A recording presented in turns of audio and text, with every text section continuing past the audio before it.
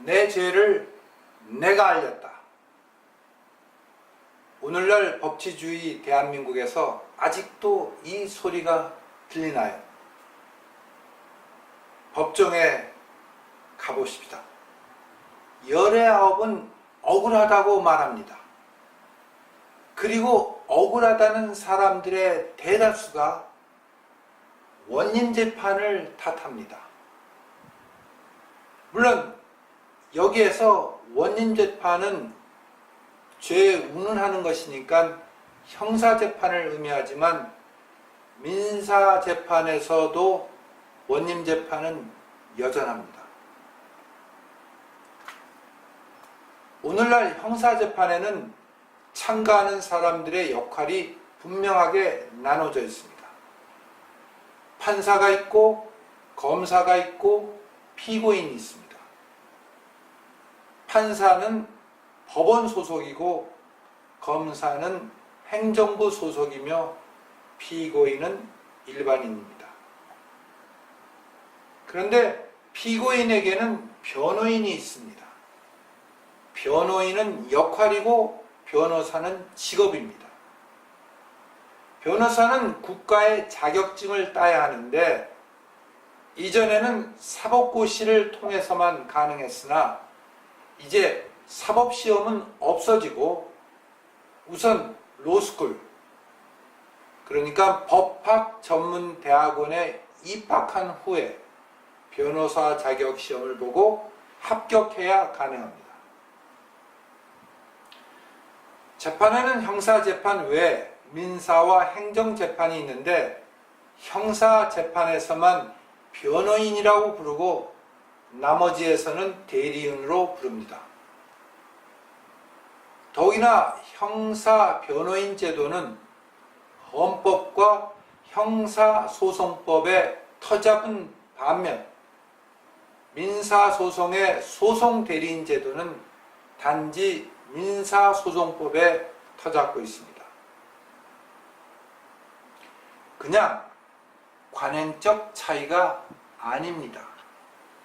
변호인의 선임은 국가의 형벌권에 대항하여 신체의 자유, 적법 절차, 무죄 추적, 공개 재판, 신속 재판의 원칙 등을 통해 피고인과 피의자가 누리는 헌법적인 기본권에 속합니다. 그럼 국가의 최고법인 헌법이 범죄 혐의를 받고 국가 형벌권에 마주선 개인에게 경찰, 검찰, 법원에 대응하여 피고인의 입장을 옹호하며 보호해줄 형사 변호인 이 조력을 필수적이라고 보는 까닭은 무엇일까요? 다른 무엇보다도 경찰, 검찰, 법원에 대해 전문성이나 권력에서 피의자나 피고인은 비교 대상이 안 될 정도로 취약하기 때문입니다.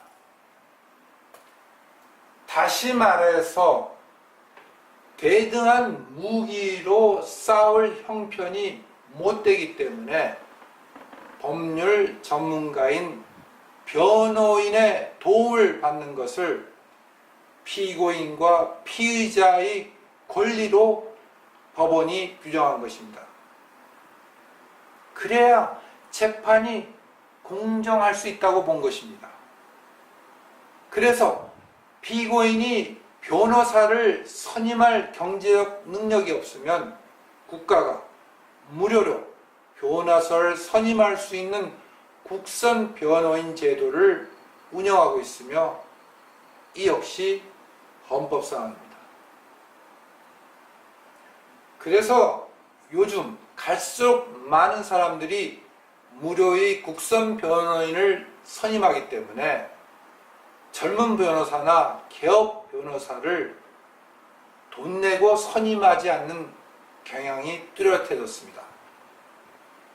반면 돈 많고 권력 있는 사람은 대형 로펌의 변호사를, 그것도 여러 명 선임하기 때문에 형사 변호인의 양극화가 두드러지고 있습니다.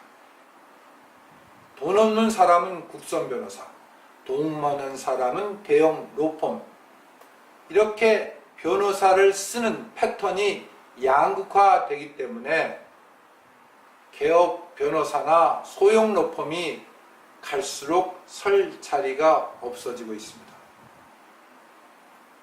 형사재판에서 가장 센 사람은 누군가? 당연히 재판장입니다. 즉 판사입니다.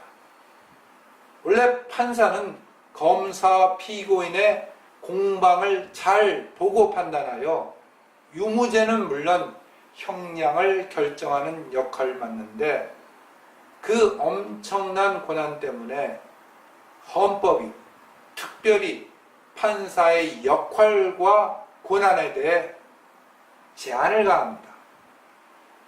이처럼 소송을 지휘하는, 그러니까 재판을 운영하는 법관에 대해 헌법은 법률에 의해 재판하는, 이거를 적법 절차라고 하는데, 즉 법에 따라서 재판하도록 하고, 무죄처중의 원칙, 판결이 확정될 때까지 무죄다라고 하는 원칙과 신속하고 공개적인 재판을 진행하도록 요구합니다. 궁극적으로 피고인에 대해 공정한 재판을 진행할 의무를 법관에게 지우고 있는 것입니다. 여기서 공정재판은 검사에 대해 공정하라는 뜻은 결코 아닙니다. 검사에게 불공정한 재판은 아예 현실성이 없기 때문에 헌법에서 별도로 요구할 필요가 없기 때문에 요구하지 않은 것입니다. 이는 형사재판이 근본적으로 기울어진 운동장에서 벌어지는 격투기이기 때문에 변호인으로 어느 정도라도 그 기울기를 만회시키려는 뜻에서 피고인의 방어권을 헌법이 보장하고 가난한 사람에게 국가가 무료로 변호인을 제공해 주는 것입니다. 그런데 형사재판의 재판장이 아직도 조선시대의 원님처럼 행사한다. 옛날 원님은 피고인과 문답식으로, 그리고 필요하면 고문을 가하면서 신문하면서 동시에 검사의 역할도 담당했습니다. 이때 원님이 호통치는 것은 약과입니다. 아예 법이나 증거도 없어도 됩니다. 원님 자신의 심증이면 족합니다. 그러나 근대국가, 우리나라 역사에서는, 즉 대한민국에서는 원님은 용납되지 않습니다. 헌법은 물론 형사소송법이 원님의 존재를 근본적으로 부정하고 있는 것입니다. 특히 형사소송법은 근대 민주화의 역사적 산물입니다. 이전에도 형법의 역사는 수천 년이지만 절차법인 형사소송법은 자유와 평등을 향해 인류가 투쟁한, 그리고 획득한 값비싼 역사의 선물입니다.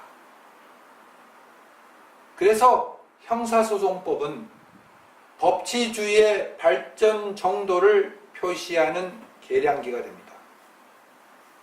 형사소송법대로 재판이 진행되는 나라는 그만큼 법치주의가 발전한 나라이고, 반대로 형사소송법 따로 재판 따로인 나라는 그만큼 법치주의가 발전하지 못한 나라인 셈입니다. 대한민국에 아직도 원님 재판이 횡행한다는 것은 그만큼 법치주의가 발전하지 못했고 그만큼 민주주의가 취약하다는 뜻입니다. 이미 서구에서는 프랑스 혁명으로 원님 재판은 사라졌지만 2017년 대한민국에서는 아직 원님 재판이 횡행하고 있습니다. 이 같은 서글픈 현상, 이런 상황에서 법관 독립은 국민에게 아무런 의미가 없습니다. 법관은 독립했으나 그 독립한 법관이 원님처럼 행사한다면 국민에게 법관 독립이 무슨 의미가 있겠습니까? 법관은 법에 따라 죄에 대해서 판결하는 사람입니다. 어떠한 판사도 높은 법대에 앉아 피고인이나 증인에게 장황한 훈계와 거친 말을 쏟아내서는 안 됩니다. 이렇다면 원님처럼 법을 단순한 장악한 자로서 법정의 권력자로서 군림하는 것에 불과합니다. 더욱이나 법관의 독립과 법관의 양심을 제멋대로 오해하고 그 권력을 휘두른다면 그 옛날의 원님보다 훨씬 못합니다. 왜냐하면 조선시대 원님에게는 아예 독립이니 양심 따위를 요구하지 않았기 때문입니다. 오히려 독립이나 양심을 내세워 자신의 권력 남용을 합리화하고 그에 도전하는 비판을 법관의 독립이나 양심을 침해한다고 못마땅해 합니다. 이는 무례를 넘어서서 그냥 불법한 행위입니다. 이런 판사는 헌법에 터잡아 탄핵되어 법복을 벗어야 마땅합니다. 그리고 처벌도 받아야 마땅합니다. 그런데 어떤 법관 탄핵조차도 대한민국의 역사에서는 이루어지지 않고 있습니다. 그래서 원님의 목소리가 대한민국의 법정에서 여전히 쩡쩡 울리고 있는 것입니다. 내 놈이 내 죄를 알겠다.